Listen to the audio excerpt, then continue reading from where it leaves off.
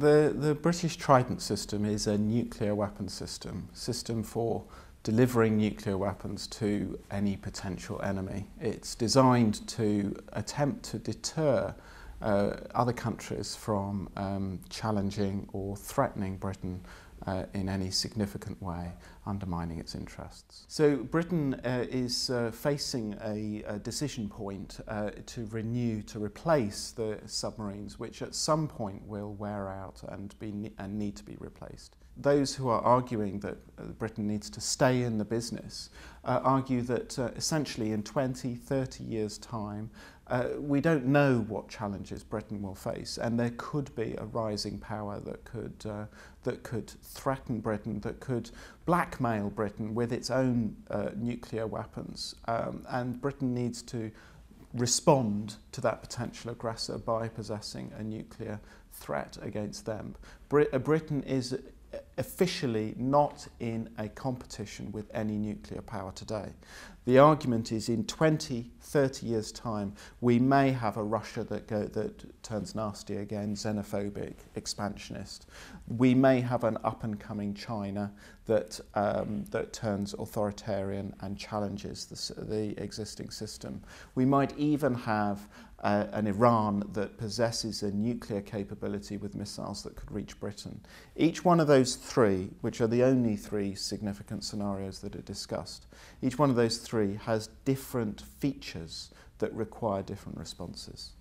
Those that argue against that, well, there are many arguments, but the one I would really focus on is the danger that we are shifting, we're moving into a world where we're losing stability or control over these technologies. There is a danger that more and more states possess them, that terrorists possess them, and that states need to collaborate together very quickly in this window of opportunity created to a large extent by President Obama for the United States in April 2009. We need to cooperate together to overcome the relatively technical obstacles to achieve a world free of nuclear weapons.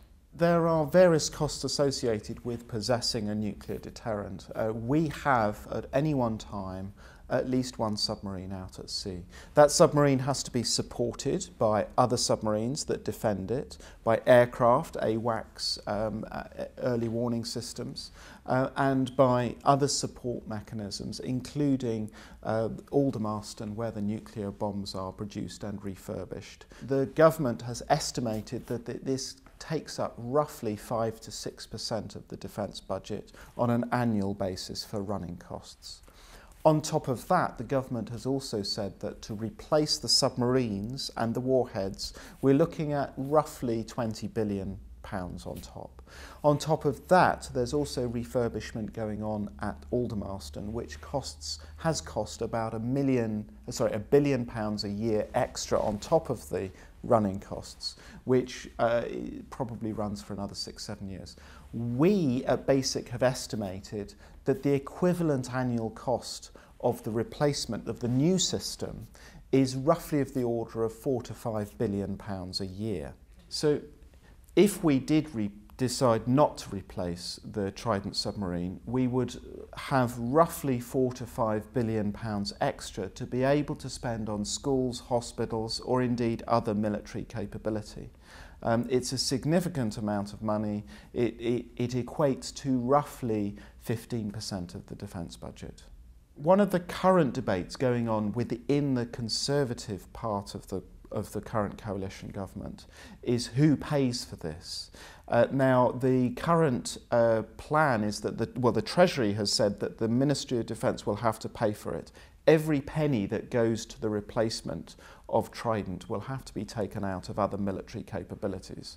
On top of that, the defence budget is currently facing possible cuts of 10 to 20% on its budget. So it could be the case that not only will the military, at a time when they are deploying in Afghanistan and under severe challenge, they will have to withdraw some of the spending on some of its significant projects, but it will also have to weigh up whether the nuclear deterrent is important enough for the defence of the realm that they make sacrifices elsewhere in the defence budget. Sacrifices that they're going to have to make anyway, because the defence budget will be cut this year and then held constant in cash terms for the foreseeable future. The current plans are that we are in what's called the concept phase. We're about to, or we're facing in the next few months, the point at which they start drawing the designs on paper and fitting this all together. It's an extremely complex process. I mean, I can't go into how complex. Very, very difficult process. And then at the end of, say, about 4 or 5 years, we then move into the construction phase. It's in the construction that most of the money gets spent.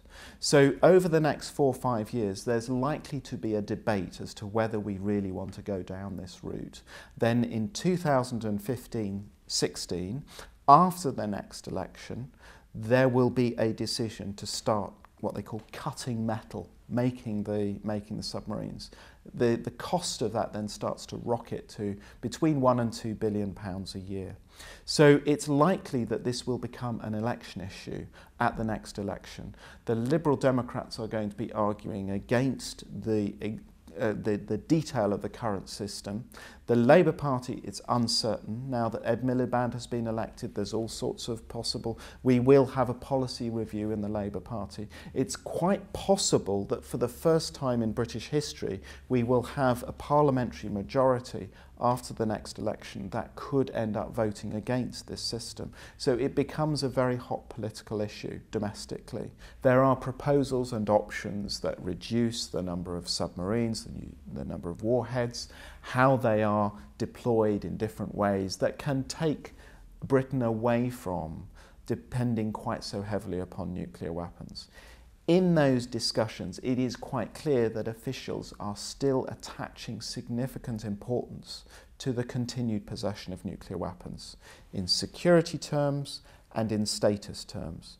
Now, if Britain does that, it's very difficult for Britain then to say to other countries who have increasing populations, who have a sense of a right to be treated with more equal terms than they have done in the past. It's very difficult to be telling them, India, Pakistan, Iran, other states, very difficult to tell them they cannot enjoy the same benefits, perceived benefits, as Britain enjoys and is reluctant to give up.